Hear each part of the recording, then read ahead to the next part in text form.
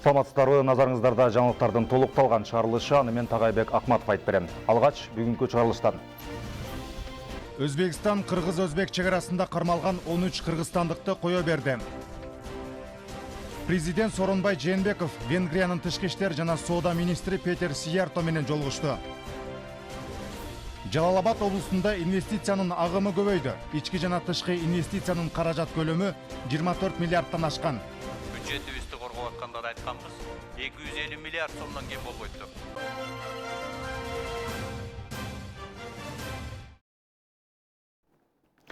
Өзбекстан Кыргыз-Өзбек чегарасында кармалган 13 кыргызстандыкты кое берди. Бул тууралуу Кыргызстандын мамлекеттик чегара кызматы билдирди.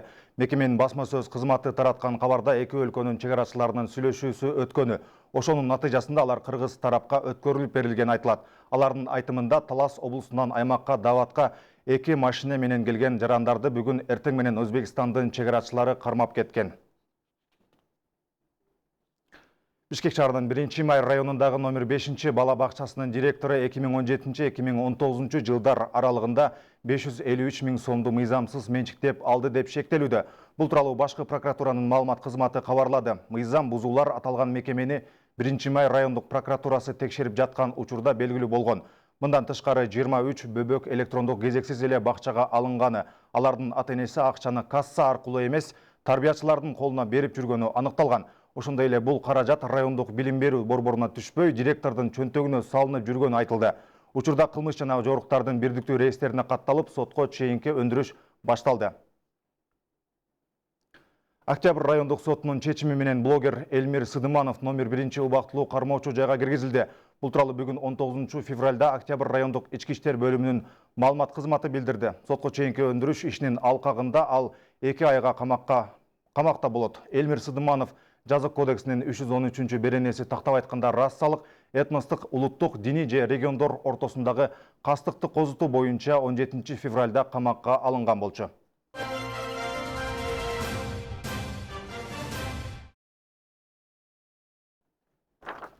Өкмөткө караштуу архитектура, курулуш жана турак жай коммуналдык чарба мамлекеттик агенттигинин директору Бактыбек Абдиев кызматтан кетип, анын ордуна Урматбек Кокочаров дайындалды. Кечелүү буйрукка премьер-министр Мухаммедкалы Абылгазиев кол койду. Өкмөт башчынын дагы бир буйругу менен Мырзабек Жапаркулов экологиялык жана техникалык коопсуздук боюнча мамлекеттик инспекциянын директору болуп дайындалды.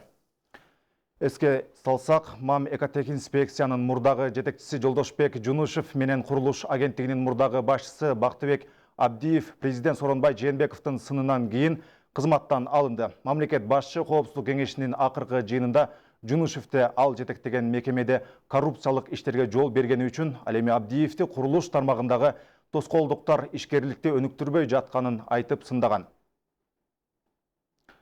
Президент Сооронбай Жээнбеков Венгриянын тышкы иштер жана соода министри Петер Сиярто менен жолугушту. Өлкөлөр ортосундагы эки тараптуу кызматташуунун актуалдуу маселелери жана келечеги талкууланды. Петер Сиярто менен аны менен бирге келген делегациянын курамында инвестициялык кызматташуу мүмкүнчүлүктөрүн иликтеп чыгуу үчүн 30дан ашуун ири компаниянын өкүлдөрү бар экенин маалымдады. Венгер компанияларынын кыргызстандык рынокко болгон кызыгуусу өлкөнүн ачыктыгынын белгиси экенин кошумчалады. Мындан сырткары ал Венгрия салык тармагын реформалоо, инвестициялык кызматташууну жакшыртуу жана экспорттук дараметти кеңейтүү боюнча Кыргызстандын мамлекеттик кызматкерлерин кабыл алып, окутууга даяр экенине токтолду. Ошондой эле Кыргызстандын студенттери үчүн Венгриянын жогорку окуу жайларынан билим алууга квоталарды көбөйтүүгө да даярдыгын белгиледи. Кыргыз өкмөтү ат башыда логистикалык борбордун курулбай калышына нарындыктарга сырттан таңууланган, алардын кызыкчылыгына каршы келген пикирлер себеп болду деп эсептейт. Жалган ушак жана фейк маалымат таратуу активдүү жайылтылды. Бул тууралуу премьер-министр Мухаммедкалы Абылгазиев бизнес түзүмдөрүн жана донор уюмдардын өкүлдөрү менен жолугушууда айтты. Өкмөт башчынын белгилөөсүндө инвестор өзүнө бир нече милдеттерди алган. Долбоор 15 миң жумуш орнун түзмөк, алдыңкы жогорку технологиялык өндүрүш киргизилип, бюджетке ири көлөмдөгү акча которулмак. Жергиликтүү бюджеттер үчүн гана эмес, жалпы эле ата мекендик экономика үчүн дагы мааниси чоң болчу деди. Премьер-министр белгилегендей, бүгүнкү күндө түзүлгөн кырдаал инвестицияны коргоо чөйрөсүндө өзгөчө жергиликтүү эл баарынан биринчи жаштар менен өз ара кызматташуудагы иштөөнүн айрым принциптерин кайра карап чыгуунун зарылдыгы бышып жетилгенин ачык эле көрсөттү. Абылгазиев ырастагандай өкмөт мындан арда өлкөгө ири инвесторларды тартууну уланта бермекчи жана Кыргызстанда ишкерлик жүргүзүү үчүн шарттарды түзөт. Өкмөт баш тарткан жок бул жерден. Биз эми муну да улантабыз. Инвестор өзү чочуп, коркуп, өзү баш тартып атат. Себеби дегенде бир эле инвестордун өзүнүн бизге берген убадасы боюнча 280 миллион доллар. Мындан тышкары 10го жакын башка өндүрүштө жогорку технологиядагы товарларды чыгара турган, өндүрүштү кое турган милдеттери бар болчу. Анан азыр эми чет мамлекеттен 280 миллион долларын алып келген киши андай көрүнүштөр менен иштеше албайт да. Азыр жерде айтып атышат, биздин өзүбүздүн инвесторлар салсын деп. 25 жылдан бери салыш керек эле да. Аны көтөрүш үчүн чоң мамлекеттин чоң инвесторлору көтөрөт.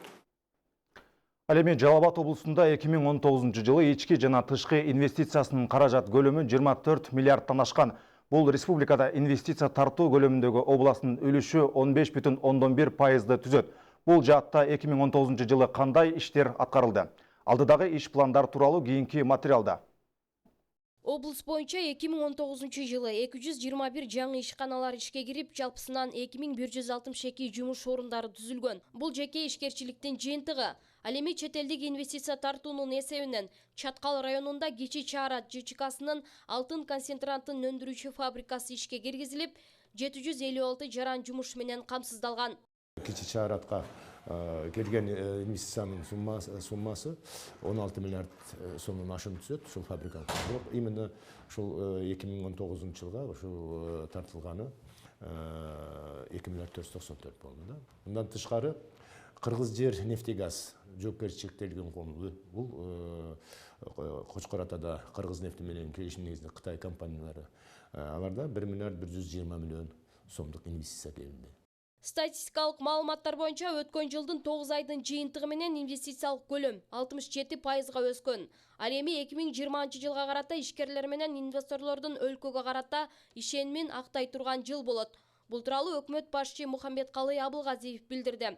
Алардын жеке менчигине жана салган каражаттарына кол тийбестик, кепилдик берүүчү иш-аракеттер күчүнө кирерин кошумчалады.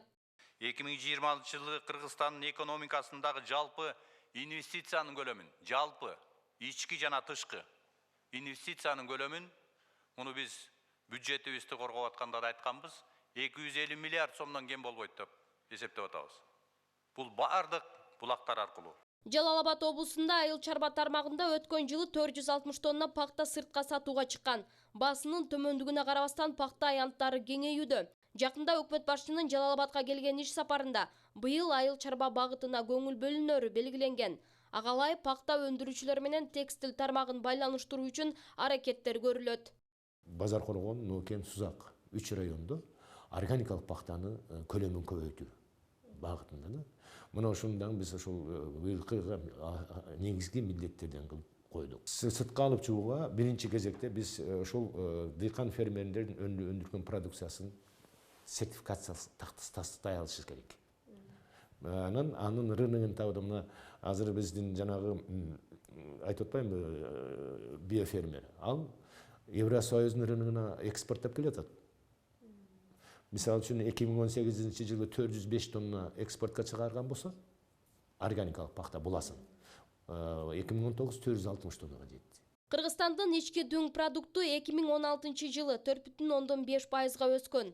Экспорт 9,5%га көбөйгөн. Кыргызстан 2019 жылы Дүйнөлүк банктын бизнес жүргүзүү боюнча рейтингинде жаңылык жасаган 20 мамлекеттин тизмесине кирди. Ал эми көмүскө экономика 23,6%га сакталып турат. Таттыгүл Жумакары кызы, Баяман Тургуналиев, Жалал Абад шаары.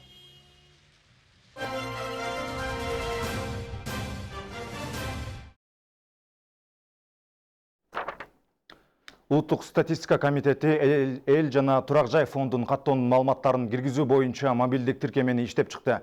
Бул тууралуу аталган комитеттин маалымат бөлүмү билдирди. Калктын жеке маалыматтарын жана коопсуздугун коргоо максатында тиркемени ачууга бардыгынын мүмкүнчүлүгү жок.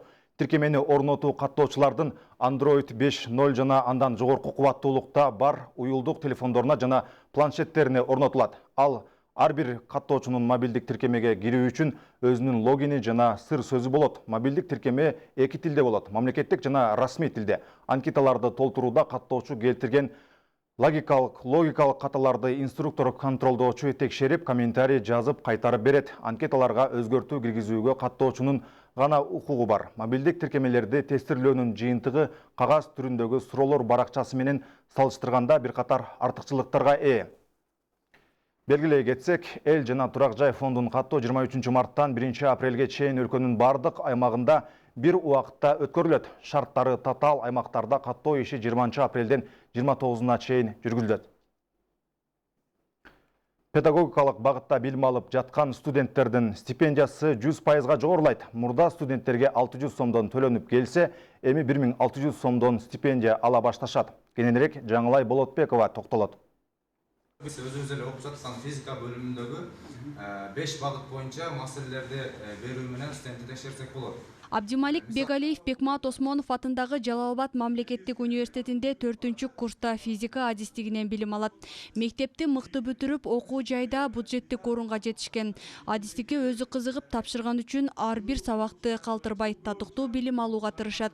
Азыркы учурда алган стипендиясы 800 сом. Абдималик аз болсо да бул акча керектөөлөрүнө жараарын айтат. Стипендиянын дагы жогорулашын интернет желесинен окуган каарманыбыздын кубанычында чек жок. Стипендияны 800 сомдон бөлүнгөн, ошол суммада алабыз ай сайын.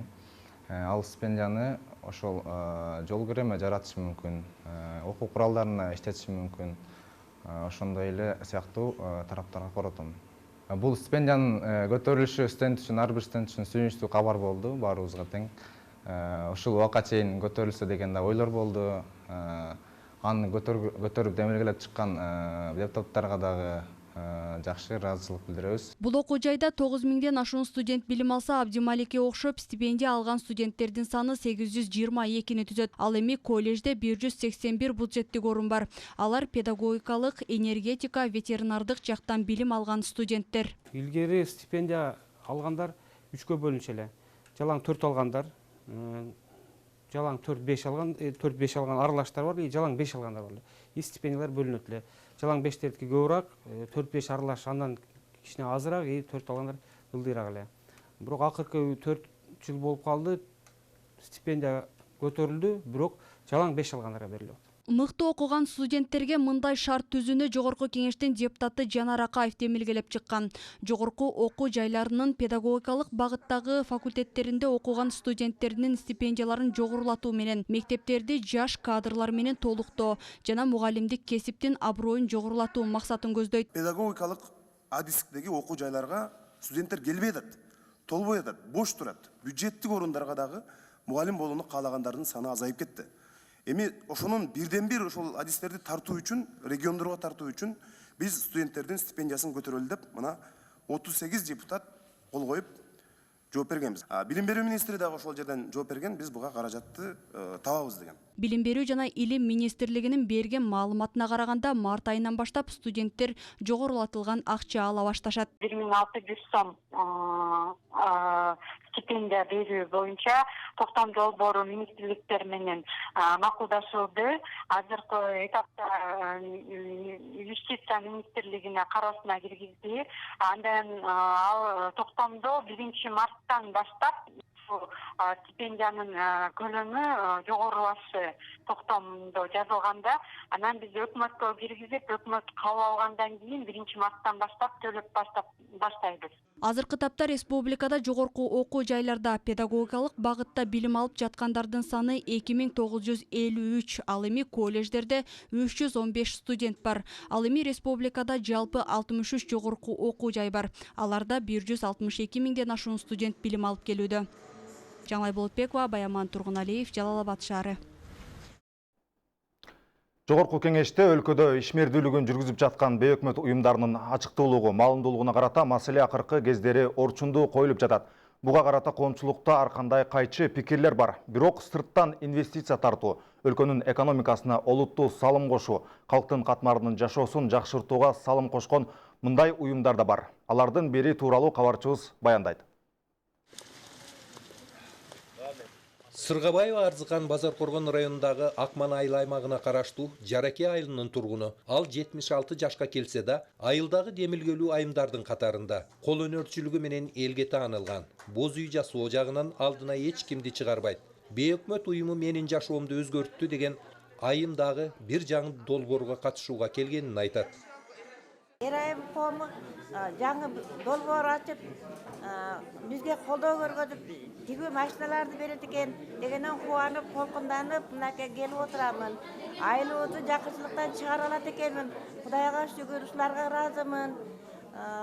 Келиндер ишсиз отурушат, ошолорго өнөрлөрүн үйрөтүп, буга чейин үйрөтүп келгем. Журкан төшөк каптап, даярдап бердилер, пактасын салып, кабып, ошолорго иштеп тыйындарын табышчу эле. Кыргызстандагы биринчи бейөкмөт уюм катары 1996 жылдан бери ишмердүүлүгүн жүргүзгөн Эрайым аялдар коомдук бирикмеси буга чейин 70тен ашуун ар кандай багыттагы долбоорлорду тартып келди. Багыттары элдин жашоосун оңдоо. Долбоордун негизги максаты бул жанагы Бириккен Улуттар уюмунун туруктуу өнүгүүнүн максаттары деген максаттар бар да, 17 максат бар. Ошол максаттын биз 2 максатына көмөк катары салым кошуп атабыз. Бул биринчиси жакырчылыкты жоюу максаты, бул биринчи максат. Анан 5-чи пунктусунда максаты бар, бул гендердик теңчиликке салым кошуу деген максатта. Аталган долбоор райондогу Акман жана Базаркоргон айылында ишке ашат. Аны аткаруучулар өз жардам топтору, колдоочулар болсо айыл аймактары. Биз Акман айыл өкмөтү Эрайым аялдар коомдук бирикмеси менен тыгыз иштеп келебиз. Бул Эрайым аялдар коомдук бирикмеси Акман элине жаш өсүп келаткан жаш семьяларга жардам берип келүүдө, ошондой эле садиктерге печкаларды алып берип атат, холодильниктерди алып берип атат. Биз менен айыл өкмөтү менен тыгыз иштешип келе жатат. Андан сырткары мына жаңы долбоор келе жатыптыр. Аланы дагы биз колдойбуз жаңы долбоорду. Долбоордун бет ачаар аземинде аталган уюмдун төрайымы Ракия Жусупова кеңири маалымат берип, буга чейинки иштерге токтолду. Элеттик айымдар эми бул долбоордун алкагында кол өнөрчүлүк менен биргеликте айыл чарба азыктарын кайра иштетүү, өндүрүү багытында иш алып бара жатышат. Өз мүмкүнчүлүктөрүн кеңейтүү менен жашоолорун жакшыртууга багыт алышат. Маматкадыр Маматалиев, Искендер Шекербеков, Базаркоргон району. Аймактарды өнүктүрүүнүн аракеттери менен бир топ жылдан бери мамлекетте күнөөсканаларды көбөйтүү талаптары да коюлуп келет. Ага ылайык учурда облус аймагында дагы үй шартында түрдүү күнөөсканаларды иштеткен дыйкандар көбөйдү. Алардын бири Базаркоргон районунун тургуну Дилмурат Дыйканов. Дыйкандын лимон өстүргөн тажрыйбасы менен кабарчыбыз бөлүшүп келген. Базаркоргон айыл аймагынын Актайлак-Ата 2 айылынын тургуну 43 жаштагы Дилмурат Дыйканов 2012 жылдан тарта күнөөскана иштетип келет. Башка күнөөсканалардан айырмаланып, ал айнек бөтөлкөлөрдүн жардамы менен курган. Аны куруу үчүн 23 миңден ашуун бөтөлкө жумшаган. Баарысын жеке каражатына сатып алган. Жер алдынан 2 метр казып, катарынан тизип чыкса, жер үстүнөн 2 метрге чейин да айнек бөтөлкө менен көтөргөн. Бул бирдей нымдуулукту камсыздап турарын Дыйкан белгилейт.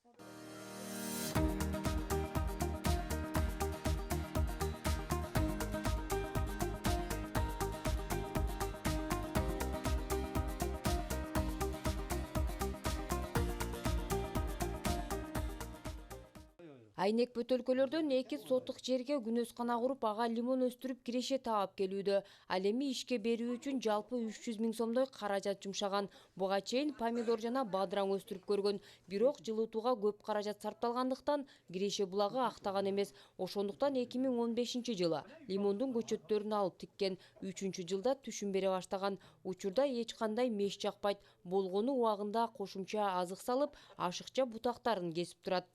Маякта узайып кеткенден. Узун болуп өсүп кеткен бутактарын кыркып турбаса, шактары сынып, түшүм берүүсү начарлап калат. Шагында мөмөсү көптеп аяп олтурбай эле бутоо зарыл. Анткени өзөгү жооноруп, мөмө байлоо мүмкүнчүлүгү жакшы болот. Ошондуктан тынымсыз көзөмөлдөп ашыкча бутактарын кесип турам. Чоңоят, биягы боло барат да. Агерде кыркылбай калса, бу сынып кетет, бардыгы сынып кетет. Бүгүнкү күндө 40 түпкө жакын лимондун көчөтү бар. Ар бир түбү орто эсеп менен 80 килограммга чейин мөмө берүүдө. Айтымында лимон башка жашылча өсүмдүктөргө салыштырмалуу өтө мээнетти талап кылбайт.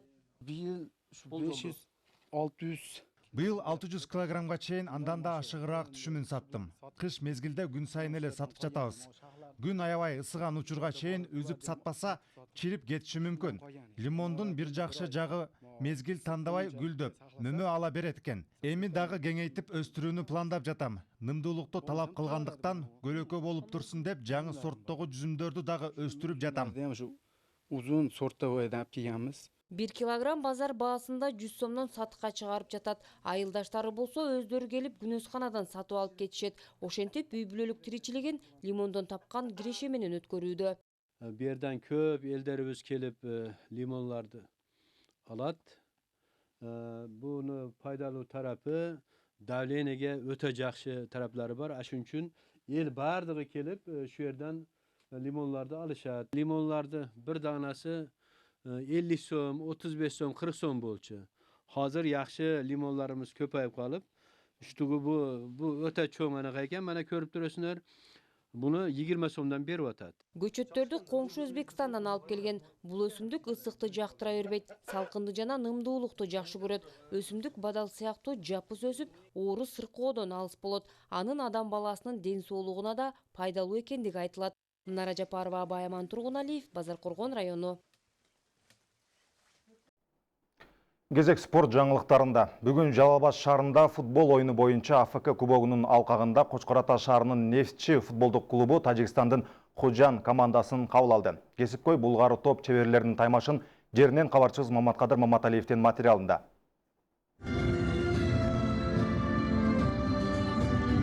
Спорт оюндарынын падышасы аталып, Аалам алкагынын ар кайсы чөлкөмдөрүндө миллиондогон күйөрмандарынын бүйүрүн кызыткан футбол оюнунун эл аралык масштабта өтүүчү оюндарынын бири бүгүн Жалал-Абад шаарында болду. Континенталдык АФК кубогунун алкагында Кыргызстандын өткөн жылдагы кубогунун ээси Кочкор Ата шаарынын Нефтчи футболдук клубу талай элери катары Тажикстандын вице-чемпиону Худжан шаарынын Худжан командасын кабыл алды. Оюндун калыстык жагын Түштүк Корея өлкөсүнөн келген калыстар аркалашты. Күйөрмандар кече күнү бурганактап жааган карды эске алышканбы, же жашылмайсаң оюнга даяр бекен деген күдөмүк ойдо болушканбы айтор Курманбек атындагы борбордук стадиондун дээрлик жарымы энсиреп турду. Ага карабастан эки жамааттын кесипкөй Булгары топ чеберлери ойдогудай оюндарды көрсөтө алышты.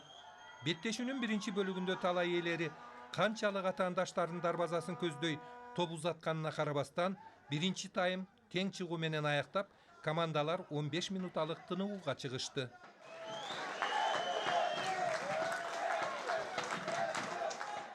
Экинчи таймды Нефтчи командасынын оюнчулары атаандаштарынын дарбазасын көздөй үстөкө босток чабуулдар менен башташты. Жыйынтыгында мындай чабуулдардын бири коноктордун дарбаза торунан алган топ болду. Ошентип беттешүүнүн экинчи бөлүгүнүн 51 минутасында Кочкор Ата шаарынын Нефтчи клубунун чабуулдагы оюнчусу Александр Игнатенко голдун авторуна айланды жана бул эсеп оюн бүткөнгө чейин сакталып турду. Аябай жакшы болду. Биринчиден мен куттуктайм бардыгы Нефтчи командасынын болельщиктерин куттуктайм. Андан кийин мына биздин командага ойногон балдарды куттуктайм. Эң жакшы. Анан булар жылына кышында эс алышат эле. Быйыл эс албай кышында дагы баягы өздөрүнүн тренировкасын таштаган жок. Ага биздин мына футбол жагына көзөмөлдөгөн менин биринчи замым Талай Кумашевич. Аларга тыным бербей эң жакшы даярдаптыр. Мен азыр өтө купунума толду. Оюндун жүрүшү боюнча эки команданын башкы машыктыруучуларынын ойлору мындайча болду. Сегодня тяжело было из этого, прежде всего из этих погодных условий. Бүгүн оор болду бизге. Аба райынын бузулгандыгы таасирин тийгизди дейм. Биздин максатыбыз бөтөн талаада топ өткөзбөш болчу. Бирок андай болбоду.